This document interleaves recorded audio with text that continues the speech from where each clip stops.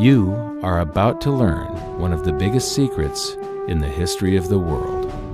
It's a secret that has huge effects for everyone who lives on this planet. Most people can feel deep down that something isn't quite right with the world economy, but few know what it is.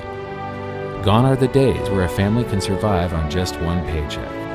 Every day it seems things are more and more out of control, yet only 1 in a million understand why. You are about to discover the system that is ultimately responsible for most of the inequality in our world today. The powers that be do not want you to know about this, as this system is what has kept them at the top of the financial food chain for the last 100 years. Learning this will change your life because it'll change the choices that you make. If enough people learn it, it'll change the world because it'll change the system. For this is the biggest hidden secret of money. Never in human history have so many been plundered by so few, and it's all accomplished through this, the biggest scam in the history of mankind.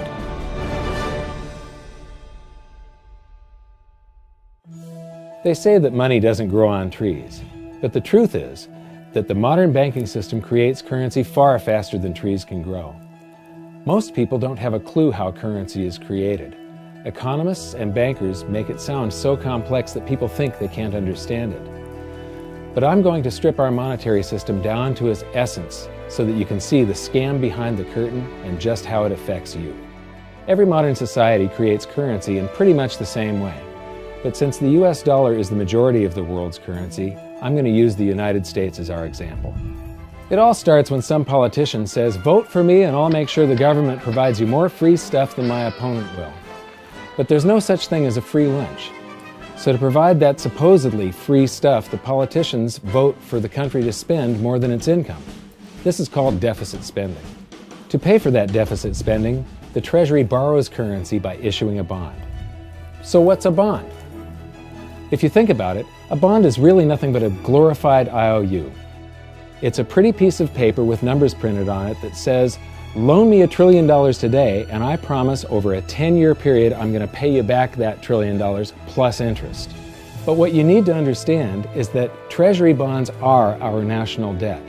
These glorified IOUs are to be paid back by you and I and our descendants through future taxation. Therefore, when the government issues a bond, it steals prosperity out of the future so that it can spend it today. The Treasury then holds a bond auction, and the world's largest banks show up and compete to buy part of our national debt and make a profit on it by earning interest.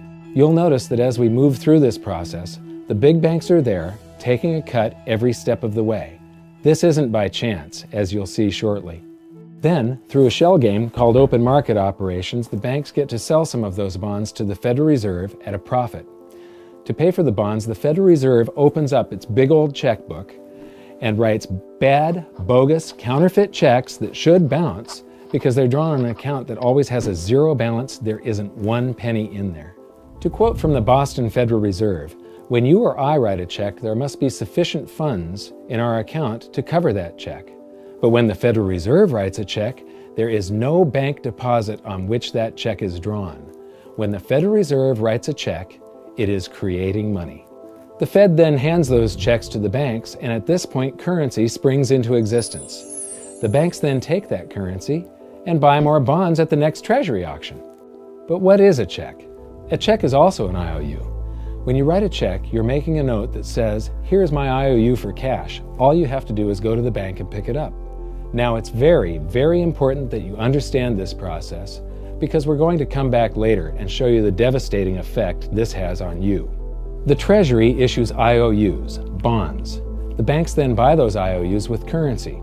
The Federal Reserve then writes IOUs, checks, and hands them to the banks in exchange for the Treasury's IOUs, the bonds. And currency is created. So what's really happening is the Federal Reserve and the Treasury are just swapping IOUs, using the banks as middlemen, and abracadabra, presto, currency magically springs into existence. This process repeats and repeats over and over again, enriching the banks and indebting the public by raising the national debt. The end result is that there's a buildup of bonds at the Federal Reserve and currency at the Treasury. This process is also where all paper currency comes from. The Federal Reserve and the government mistakenly call it base money because they didn't watch episode 1 of this series and they don't know the difference between money and currency. But I will correctly refer to it as base currency because it is not money. It is currency, and as we've learned, there is a big difference. Money has to be a store of value and maintain its purchasing power over long periods of time. We learned in episode 1 that earlier in our history, our paper currency was just a claim check. It was a representation for real money of intrinsic value, the gold and silver that was held on deposit at the Treasury. You could walk into any bank and slap your currency, like say a $20 bill, on the counter and redeem it for real money, a $20 gold piece. But now, this base currency that's piling up back here is really nothing but a receipt or a claim check on an IOU, that bond. So it's really nothing but a supply of numbers. The Treasury then deposits the newly created currency into the various branches of the government, and the politicians say, "Hey, thanks for that." And the government does some deficit spending on public works, social programs, and war. The government employees, contractors, and soldiers then deposit their pay in the banks. Now, this may come as a shock to you, but when you deposit your currency with the bank, you're not actually depositing it into an account to be safely held in trust for you. Instead, you're actually loaning the bank your currency, and within certain legal limits, they can do with it pretty much anything they please. This includes gambling in the stock market and loaning it out, at a profit, of course. Now this is where the machine of currency creation really gets cranking, because this is where something called fractional reserve lending comes into play. Fractional reserve lending is exactly what it says. The banks are allowed to reserve only a fraction of your deposit and loan the rest out. Although reserve ratios may vary, I'm going to use a 10% reserve ratio as our example. If you deposit $100 in your account, the bank can legally take $90 of it and loan it out without telling you. The bank must hold $10 of your deposit in reserve just in case you want some of it. These reserves are called vault cash. But why does your bank account still say you have $100 if the bank has stolen $90 of it? Because the bank left IOUs it created, called bank credit, in its place. Now I know this sounds crazy, but here it is in black and white from the Fed. Commercial banks create checkbook money when they grant a loan simply by adding new deposit dollars in accounts on their books in exchange for a borrower's IOU. These are nothing but numbers that the banks type into their computers. And even though these bank credit IOU numbers are very different from base currency numbers, because they only exist in computers, they are still currency. So now there is $190 in existence. Now the reason people take out loans from the banks is to buy something. They're going to buy a house or a car or something like that. So the borrower takes the $90 that the bank loaned to him from your account, and he pays the seller of the item. But then the seller deposits that currency into his account, and his bank loans out 90% of that and leaves bank credit numbers in its place. So now there's $271 in existence. This process repeats and repeats until under a 10% reserve ratio, an initial deposit of just $100 can create up to $1,000 of bank credit, all backed by $100 of vault cash, just 10%. But as I said, reserve ratios vary wildly. On some deposits, it's 10%, on others, it's 3%, and on some forms of deposits, reserve requirements are 0. The result is that the expansion of the currency supply by the banks is far greater than even this example would lead you to believe. So once again, when currency is deposited in the banks get to lend it out, and then it gets redeposited and relent, redeposited and relent, redeposited and relent over and over again, creating bank credit all the way. This is where the vast majority of our currency supply comes from. In fact, 92 to 96% of all currency in existence is created not by the government, but here in the banking system. Now, massive amounts of currency spewing into society may at first sound like a fun idea. That is, until you remember one of the most important hidden secrets of money from episode 1, that the prices of everyday goods and services act as a sponge on an expanding currency supply. The more currency we have, the more prices rise. This is where inflation comes from. The true definition of inflation is an expansion of the currency supply. Rising prices are merely the symptom. So our entire currency supply is nothing but a couple of bucks whipped up in this hocus-pocus scam where the Treasury and the Federal Reserve swap glorified IOUs, and a bunch of numbers that the banks just type into their computers. That's it. That's our entire currency supply. It's nothing but a supply of numbers. Some of them printed, most of them typed, and there is nothing else. But if you thought that was crazy, get ready to enter the twilight zone of modern economics. We work for some of that currency supply. True wealth is your time, but we trade away moments of our lives, hour by hour, day by day, and year by year, for numbers that somebody printed on pieces of paper or just typed into a computer. Now those numbers represent our blood, sweat, tears, labor, ideas, and talent. We are what gives the currency its value. But here comes the really cruel joke. We work hard so that we can save some of that currency, so that we can pay the tax collector. In the United States, it's known as the IRS. They then turn it over to the Treasury so that the Treasury can pay the principal plus interest on that bond that the Federal Reserve bought with a check drawn on an account that has nothing in it. Now let's do a recap on this section, because this is where the system begins to rob you and I on a massive scale. Much of our taxes are not used for schools, roads, and public services, but to pay interest on bonds that the Federal Reserve bought with a check drawn on an account that has nothing in it. The Federal Reserve is committing fraud. But here's one of the biggest secrets of them all. Before the establishment of the Federal Reserve, there was no need for personal income tax.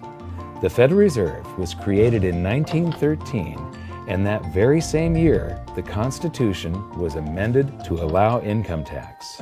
Do you really think this was just a coincidence? Ask yourself how much income tax you've paid over your lifetime. Much of it has been silently siphoned away into the hands of those who own the system. Yes, this system has owners. Who they are is an even bigger secret that we'll get to shortly. But first, we need to understand the mumbo-jumbo of the so-called debt ceiling. It's all based on a huge paradox. There was interest due on that bond, and there was interest due on every one of those loans that the banks made. That means that there is interest due on every dollar in existence. Let me ask you something. If you borrow the very first dollar into existence, and that's the only dollar that exists on the planet, but you promise to pay it back plus another dollar's worth of interest, where do you get the second dollar to pay the interest? The answer is that you have to borrow that one into existence and promise to pay it back with interest as well. So now there are $2 in existence, but you owe $4, and so on and so on. The result is there's never enough currency to pay the debt. There is always more debt in the system than there is currency in existence to pay the debt. Therefore, the whole system is impossible. It is finite. It will come to an end one day. What would happen if the government stopped borrowing to do deficit spending? Are the payments on those Treasury bonds going to stop? What would happen if the public stopped borrowing and going deeper into debt? Are your house and car payments going to stop? No. There is a payment due every month on the principal plus the interest on every dollar in existence, and those payments do not stop. If we stop borrowing, then no new currency is created to replace the currency that we used to make those payments. Whether you're making a payment on a loan or paying tax to make a payment on a bond, the portion of the payment that goes to pay off the principal extinguishes that portion of the debt. But the debt also extinguishes the currency. Currency and debt are like matter and antimatter. When they meet, they annihilate each other. If we just pay off the principal only on all the loans and bonds that exist, the entire currency supply just vanishes. So if we don't go deeper into debt every year, look what happens. The whole thing goes into a deflationary collapse under the weight of those payments. Politicians and pundits alike talk about balancing the budget, paying down the debt, and living within our means. They don't understand that that is deflationary. It is impossible to do under our current monetary system without collapsing the whole economy. This is why any talk of a debt ceiling is not only ridiculous, it's delusional. The system is designed to require ever-increasing levels of debt just to continue. And that's why politicians will always kick the can down the road and raise this so-called debt ceiling over and over again until the whole system finally collapses under its own weight. In other words, they don't want it to collapse on their watch. The Founding Fathers of the United States knew the dangers of central banking and fought to free themselves from this very thing. The Revolutionary War started out as a tax revolt, but now we must pay tax just to have a monetary system. Having just suffered through the hyperinflation of the continental dollar, which was printed into oblivion to finance the Revolutionary War, they understood the dangers of fiat currency and debt-based monetary systems. So to protect future generations from institutional theft and out-of-control government, they wrote into the Constitution that only gold and silver can be money for the simple fact that you can't print them. Our current system is not only unconstitutional, but it robs us of the liberty and prosperity our forefathers fought and died for. We are all feeling the effects of ignoring the Constitution right now. By forcing more currency into circulation, our purchasing power is diluted. Inflation is a slow and insidious stealth tax that is simply the result of this debt-based monetary system. This system empowers and benefits those who create the currency and receive it first, as they get to spend it into circulation before it has an effect on the economy. They're stealing purchasing power from you and transferring it to the banks and the government every hour of every day because of this false monetary system. And it's not like the people at the top don't know this. To quote the Federal Reserve, the decrease in purchasing power incurred by the holders of money due to inflation imparts gains to the issuers of money. This is a fraud. It is a pyramid scheme, it is a Ponzi scheme, it's a scam, and it's a lie. Our entire monetary system is nothing but a form of legalized theft. But here's the biggest con job of them all. The Federal Reserve is not federal, it has stockholders. There is no federal agency that has stockholders. What's a stockholder? A share of stock represents a percentage of ownership in a corporation. So the stockholders are the owners of that corporation. Therefore, the Federal Reserve is a private corporation with owners. And you can see it for yourself if you go to the Federal Reserve's website, and it will say, the stockholders receive an annual dividend of 6%. Now we know that the stock in the Federal Reserve was originally issued to the largest banks in the United States. But because of mergers and acquisitions through the years, you can't actually trace who owns the stock in the Federal Reserve. That's a very closely guarded secret. My guess would be that the owners are those primary dealers, the banks that get to make a profit by selling part of our national debt, those bonds, to the Federal Reserve, who buys them with a check from nothing. Then we pay tax to pay the principal and the interest on those bonds so that the Federal Reserve can pay the banks a 6% dividend. Don't be alarmed if you don't quite comprehend the deception of this system at first glance. Very few people do. It is purposely complex. The economist John Maynard Keynes once wrote, "By this means, government may secretly and unobserved confiscate the wealth of the people, and not one man in a million will detect the theft." I believe that presented correctly, anyone can understand this system, regardless of how complex it is. So let's do a recap and break it down even more. The way the system works is that, step 1, the government creates glorified IOUs. These bonds increase our national debt and put the public on the hook to pay it back. Step 2, IOUs are swapped to create currency. The Treasury sells the bonds to the banks. The banks then turn around and sell our national debt at a profit to the Federal Reserve, which they probably own. The Federal Reserve then opens its checkbook that doesn't have a penny in it and buys those IOUs with IOUs that it writes, checks, on a checking account that has a zero balance. Then they give those checks to the banks and currency just springs into existence, and then the whole process repeats. This results in a buildup of bonds at the Federal Reserve and currency at the Treasury, which is really just a supply of numbers. The Treasury then deposits the numbers in the various branches of the government, and we get to step 3. The government spends the numbers on promises, public works, social programs, and war. Then the government employees, contractors, and soldiers deposit their pay into the banks. And we get to step 4, where the banks multiply the numbers by magically inventing more IOUs through fractional reserve lending, where they steal a portion of everyone's deposit and lend it out. That currency gets redeposited, and then a portion is stolen again. And the process repeats over and over, magnifying the currency supply exponentially. Then we work for some of those numbers, which brings us to step 5, where our numbers are taxed. We pay tax to the IRS, who then turns our numbers over to the Treasury, so the Treasury can pay the principal plus the interest on bonds that were purchased by the Federal Reserve with a check from nothing. Then we get to step 6, the debt ceiling delusion. The system is designed to require ever-increasing levels of debt and will eventually collapse under its own weight because politicians always kick the can down the road. They don't want it to collapse on their watch. And finally, step 7, the secret owners take their cut. The world's largest banks own the Federal Reserve. Those banks make a profit selling our national debt to the Fed. They make a profit when the Fed pays them interest on the reserves held at the Fed, and the Fed pays them a 6% dividend on their ownership of the Fed. This system is fundamentally evil. It funnels wealth from the working population to the government and the banking sector. It is the cause of the artificial booms and busts of modern economies, and it causes great disparity of wealth between the rich and the working class. And it is only possible because we no longer use real money, we use currency.